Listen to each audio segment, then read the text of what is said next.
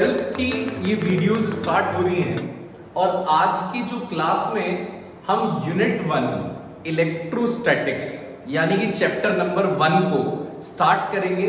और आज सिर्फ और सिर्फ इस वीडियो में हम कूलाम्स लॉ के बारे में देखेंगे। मैं ज्यादा एक्सटेंड नहीं कर रहा हूं कि बहुत सारी चीजें हम एक ही वीडियो में देख लेंगे, कंफ्यूज हो जाएंगे। नहीं नहीं नहीं, सिर्फ इस वीडियो में आप लोग कूलाम्स लॉ के बारे में देखेंगे। कूलाम्स लॉ, दो चार्जेस के बीच की फोर्स, छोटी सी वीडियो लेकिन कूलाम्स लॉ बिल्कुल क्लियर हो जाएगा। और अगली वीडियो में हम कूलाम्स लॉ के न्यूमेरिकल्स देखेंगे कि बोर्ड में किस तरह के न्यूमेरिकल्स बनते हैं, किस तरीके से घुमा के क्वेश्चंस आते हैं, वो सब कवर करेंगे। लेकिन फिर से बता दूं, इस वीडियो में मैं सिर्फ कूलाम्स लॉ के सारे एस्पेक्ट कवर कर रहा हूं, कूलाम्स लॉ की सारे थ्योरी पोर्शन कवर कर रहा हूं, फॉर्मूले कवर कर रहा हूं, लेकिन जो न्यूमेरिकल है वो जस्ट इससे अगली वीडियो में। तो छोटी सी वीडियो है, इस वीडियो को देखते ही आपको कूलाम्स लॉ बहुत बढ़िया ढंग से समझ आने वाला है। आप समझो कूलाम्स लॉ क्या कहता है, उसकी थ्योरी क्या कहती है, फॉर्मूले क्या है, मीडियम क्या है, सब कुछ देखो। तो हम स्टार्ट करने जा रहे हैं आज कूलाम्स लॉ और इसके बारे में सारे एस्पेक्ट कवर करेंगे हम आज की वीडियो में। सारे छोटी सी वीडियो, जल्दी जल्दी से आ जाएगा, बस बैठ जाओ, हिलो डिलो मत, बैठ जाओ और इसे देख लो। कूलाम्स लॉ को एक इंपॉर्टेंट है, चैप्टर को ढंग से शुरुआत करवाएगा कूलाम्स लॉ। तो एपिसोड नंबर 1 चैप्टर नंबर 1 का कूलाम्स लॉ। देखो जी, ये तो आप सबको पता है कि दो चार्जेस के बीच जो फोर्स लगती है वो अट्रैक्टिव कब होती है और रिपल्सिव कब होती है। क्या कह रहे हो, पता है हमें? जी हां, आपको पता है। अगर दोनों पॉजिटिव चार्ज होंगे तो वो रिपेल करेंगे, दोनों नेगेटिव होंगे वो रिपेल करेंगे, एक पॉजिटिव और एक नेगेटिव होगा तो वो अट्रैक्ट करेंगे। यानी ये बात तो आप सब जानते हो कि नेचर ऑफ फोर्स क्या होती है, नेचर ऑफ फोर्स। लेकिन आज मैं नेचर ऑफ फोर्स की बात ही नहीं कर रहा कि फोर्स अट्रैक्टिव है या रिपल्सिव। आज मैं जानना चाह रहा हूं फोर्स की वैल्यू कितनी है, फोर्स का मैग्नीट्यूड कितना है। कि जी दो चार्ज एक दूसरे से भिड़ रहे हैं, कि जी हम फोर्स लगाएंगे एक दूसरे को, Q1 Q2, एक दूसरे को फोर्स लगाएंगे, लगाओ भाई, मस्त होके लगाओ। लेकिन आज आप जानना चाह रहे हो कि वो फोर्स की वैल्यू कितनी हो। ये कूलाम्स लॉ मदद करने वाला है। पहले ये तो जान लें कूलाम्स लॉ करता क्या है। कूलाम्स लॉ दो चार्जेस के बीच लगने वाली जो फोर्स होती है उसकी वैल्यू बताता है। बस इतना सा काम करता है कूलाम्स लॉ। अच्छा, एक चीज और बताऊं, ये तो कूलाम्स लॉ जो करता है ये दो चार्जेस के बीच लगने वाली फोर्सेस की वैल्यू तो बताता है एग्जैक्टली। लेकिन मैं आपको एक छोटी सी चीज और बताता हूं, ये इंस्पायर्ड है न्यूटन्स लॉ ऑफ ग्रेविटेशन वाले से। Newton's law of gravitation, thank you sir, Newton's law of gravitation से ये इंस्पायर्ड है। अब मैं आपको वो चीज दिखाऊंगा कि कैसे इंस्पायर्ड है और कैसे ये बिल्कुल न्यूटन्स लॉ की बात करता है। देखिए, दो मासेस थे M1 M2, उन दोनों के सेंटर से सेंटर तक की दूरी थी r। तो न्यूटन साहब ने कहा कि इन दोनों मासेस के बीच जो फोर्स लगेगी वो डायरेक्टली प्रोपोर्शनल होगी M1 M2 के। मतलब मासेस जितने स्ट्रांग होंगे उतनी ज्यादा फोर्स लगाएंगे, और जो फोर्स होगी वो इनवर्सली प्रोपोर्शनल होगी r के। जी हाँ दोस्तों, इनवर्सली प्रोपोर्शनल होगी r के। अगर आप इन दोनों को कर दो जी कंबाइंड, तो ये बन गया था प्रोपोर्शनैलिटी का साइन हटते ही जी आ गया था। क्या कह रहे हो, नई बात बता, ये तो हम जानते हैं, बिल्कुल नई बात बताने जा रहा हूं। ये तो आप जानते हो, दो मासेस के बीच लगने वाली फोर्स, इसी से इंस्पायर्ड होकर कूलाम्स लॉ है।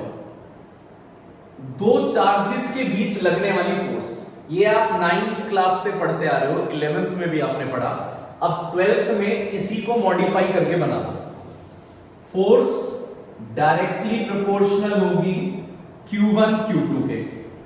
सही है, सही है। फोर्स इनवर्सली प्रोपोर्शनल होगी r² के। कंबाइन कर दो, Q1 Q2 upon r²। Proportionality का साइन हटते ही कांस्टेंट आ गया k। लेकिन दोस्तों परेशानी यहीं से तो खड़ी होती है। जो सिंपल कंसेप्ट था, न्यूटन साहब ने जो फॉर्मूला दिया था, उसमें इस g की वैल्यू पूरे यूनिवर्स में सेम रहती है, 6.67 इंटू 10 की पावर -11। क्या कह रहे हो? फिर k की वैल्यू भी सेम रहेगी? नहीं, k की वैल्यू हर मीडियम के हिसाब से बदलती है। क्या कह रहे हो? सारी बात को एक बार रिपीट करो, हम थोड़ा कंफ्यूज फील कर रहे हैं तो ये लो दोबारा रिपीट करते हैं। दो चार्जेस हैं Q1 Q2 और इनके बीच की दूरी कितनी है? r। तो इन दोनों चार्जेस के बीच जो फोर्स लगेगी वो उतनी ही ज्यादा फोर्स लगेगी जितना चार्जेस की वैल्यू ज्यादा है। अगर चार्जेस की वैल्यू ज्यादा है तो फोर्स भी ज्यादा लगेगी, और r पे इनवर्सली प्रोपोर्शनल है, यानी अगर दूरी बढ़ाओगे तो फोर्स कम होती चली जाएगी। इन दोनों बातों को कंबाइन कर दें, ये बन गया प्रोपोर्शनैलिटी का साइन हटके k आ गया। यहां तो भैया ने g की वैल्यू बता दी थी, अब यहां k की वैल्यू क्या होगी? यही तो क्वेश्चन है। कूलाम्स लॉ का मेन फंडा इसी पे अटकता है, इस k की वैल्यू क्या होगी? ये k की वैल्यू डिपेंड करती है दो चार्जेस के बीच जो फोर्स लग रही है, वो डिपेंड करती है कि वो दोनों चार्जेस कहां रखे हुए हैं। क्या वो दो चार्जेस पानी के अंदर रखे हुए हैं? क्या वो दो चार्जेस रबड़ पे रखे हुए हैं? क्या वो दो चार्जेस हवा में? एक छोटा सा एग्जांपल देता हूं, छोड़ो बाकी सारी चीजें। आप सामने खड़े हो, मैं आपके थप्पड़ लगा रहा हूं, क्या कह रहे हो? हाथ लगा के दिखाओ। अरे मान लो यार, खाली में थप्पड़ लगा रहा हूं। आप सामने खड़े हो, मैं आपके थप्पड़ लगा रहा हूं, मैंने आपको यहां थप्पड़ लगाया, फिर मैं आपको ले गया पानी के अंदर, अब हम दोनों पानी में डूबे हुए हैं और मैं फिर आपके थप्पड़ लगा रहा हूं। तो आप खुद समझदार हो कि जो थप्पड़ हवा में लगाए और जो थप्पड़ पानी में के अंदर जाके लगाए, ठीक है, जो थप्पड़ पानी के अंदर जाके लगाए, कौन से वाला थप्पड़ ज्यादा तेज था? कमेंट करके बता दो अभी के अभी, पता लग जाएगा कि तुम्हें बीच में पता था। कौन से वाला थप्पड़ ज्यादा तेज था, हवा में या पानी के अंदर? क्या कह रहे हो? पानी के अंदर? बिल्कुल नहीं, हवा वाला थप्पड़ ज्यादा तेज था। पानी के अंदर जाने के बाद तो पानी अपोज करेगा मेरे हाथ को चलने में। इसी तरीके से दो चार्जेस के बीच फोर्स कितनी स्ट्रॉन्ग लगेगी या कितनी वीक लगेगी, वो डिसाइड कौन करता है? मीडियम।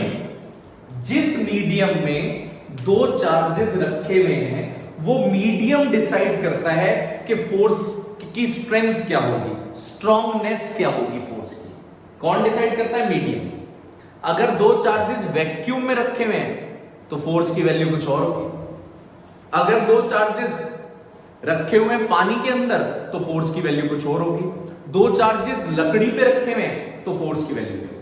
तो मेरे ख्याल से ये बात समझ में आ गई होगी कि इस k की वैल्यू में बहुत बड़ा रोल होता है मीडियम का, कि किस मीडियम में दो चार्जेस।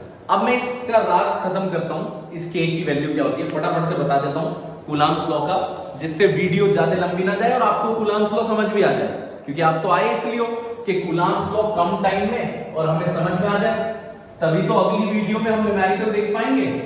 बिल्कुल उसी कंसेप्ट पे मैं कूलाम्स लॉ की स्टेटमेंट लिख रहा हूं। According to this law, statement सब कुछ लिखवा रहा हूं जिससे प्रॉपरली समझ में। According to this law, force of interaction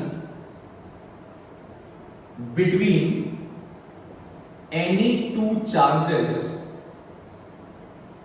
is directly proportional to the product of their magnitude and inversely proportional to square of distance between them। दो charges हैं Q1 Q2, इन दोनों चार्जेस के बीच की दूरी है r, तो ये जो फोर्स लगेगी ये डायरेक्टली प्रोपोर्शनल होगी Q1 Q2 के, इनवर्सली प्रोपोर्शनल होगी आर स्क्वायर के। अगर इन्हें कंबाइन कर लें तो बन गया Q1 Q2 upon R square, और प्रोपोर्शनैलिटी का साइन हटते ही K Q1 Q2 upon R square. This K is proportionality constant. ये जो K है ये प्रोपोर्शनैलिटी कांस्टेंट होता है। इस K की वैल्यू डिपेंड करती है कि दो चार्जेस कहां रखे हुए हैं। जैसे special case 1, if two charges are in vacuum, अगर दो चार्जेस वैक्यूम में रखे हुए हैं तो इस K की value 1 upon 4 pi epsilon not होती है। ये एप्सिलॉन नॉट कांस्टेंट होता है, इसका नाम होता है इलेक्ट्रोस्टैटिक परमिटिविटी, कांस्टेंट होता है, ठीक है, एप्सिलॉन नॉट। इस एप्सिलॉन नॉट की वैल्यू होती है 8.85 इंटू 10 की पावर माइनस 11, 8.85 इंटू 10 की पावर माइनस 11 कूलम स्क्वायर पर upon newton metre square, sorry minus 12, 8.85 into 10 की पावर माइनस 12 इसकी वैल्यू होती है, coulomb square upon newton metre square. Just इस एप्सिलॉन नॉट को जब आप यहां रखते हो, एप्सिलॉन नॉट को, और ये पूरा 1 अपॉन 4 पाई एप्सिलॉन नॉट के साथ जब सॉल्व होता है तो आंसर आता है 9 इंटू 10 की पावर 9। यूनिट भी उल्टी हो जाएगी क्योंकि एप्सिलॉन नॉट नीचे है, नीचे, तो यूनिट उल्टी हो गई, newton metre square upon coulomb square. आपको एप्सिलॉन नॉट की वैल्यू भी याद रखनी है और आपको इस 1 अपॉन 4 पाई एप्सिलॉन नॉट की वैल्यू भी याद रखनी है। इसका मतलब ये फॉर्मूला क्या बन जाएगा? अगर दो चार्जेस वैक्यूम में है, वैक्यूम में, तो फॉर्मूला बन जाएगा K की जगह 1 upon 4 pi epsilon naught Q1 Q2 upon R square. That means ये तो जनरल फॉर्मूला था, जनरल फॉर्मूला, और ये फॉर्मूला कब लगेगा? जब दो चार्जेस कहां पे हो? वैक्यूम में। अगर दो चार्जेस किसी और मीडियम में हो, if two charges are in some other medium, किसी और मीडियम में दो चार्जेस रखे हुए, तो उस सिचुएशन में K की value 1 upon 4 pi epsilon not नहीं होती, फिर K की वैल्यू होती है 1 upon 4 pi epsilon. Epsilon not नहीं है, एप्सिलॉन है। और दूसरी बात, अभी तो मैंने आपको एप्सिलॉन नॉट की वैल्यू बता दी थी, जिसे आपने यहां पुट किया, K की वैल्यू आ गई, है ना? लेकिन यहां पे मैं आपको एप्सिलॉन की वैल्यू नहीं बता सकता। क्यों नहीं बता सकते आप? आपको किसने रोक लिया कि यहां पे आप एप्सिलॉन की वैल्यू नहीं बता पा रहे? बताता हूं यार, ऐसे गुस्सा मत करो। एप्सिलॉन की वैल्यू डिपेंड करती है मीडियम पे। अगर मैं लकड़ी के एप्सिलॉन की वैल्यू बताऊं, लकड़ी के, तो आप पूछोगे लोहे पे क्या होगी? दो चार्जेस लोहे पे रखे हुए, आयरन पे रखे हुए। अगर मैं आयरन की बताऊं तो आप कहोगे दो चार्जेस रखे हुए वाटर के अंदर, तो क्या होगी? तो मीडियम तो बहुत तरह के हो सकते हैं, तो आप कितनी वैल्यूज याद करोगे? इसलिए आपको ये वैल्यू याद करने की जरूरत नहीं है, एग्जाम में प्रोवाइडेड होती है एप्सिलॉन की वैल्यू। वैक्यूम वाली याद रखना। एप्सिलॉन क्या हो गया? इसका नाम भी इलेक्ट्रोस्टैटिक परमिटिविटी है, ये भी कांस्टेंट है, लेकिन ये मीडियम में है इलेक्ट्रोस्टैटिक परमिटिविटी, और ये वाला था वैक्यूम में। तो इसका मतलब मीडियम में फॉर्मूला आ गया, मीडियम में। अब K की जगह 1 upon 4 pi epsilon Q1 Q2 upon R square. ध्यान देना, अब तक सिर्फ आपने 3 फॉर्मूले सुने हैं। दो चार्जेस के बीच जनरल फॉर्मूला, दो चार्जेस के बीच वैक्यूम में फॉर्मूला, दो चार्जेस के बीच मीडियम में फॉर्मूला। बस एंड करने वाला हूं, इस वीडियो को एंड करने वाला हूं, रुक जाओ।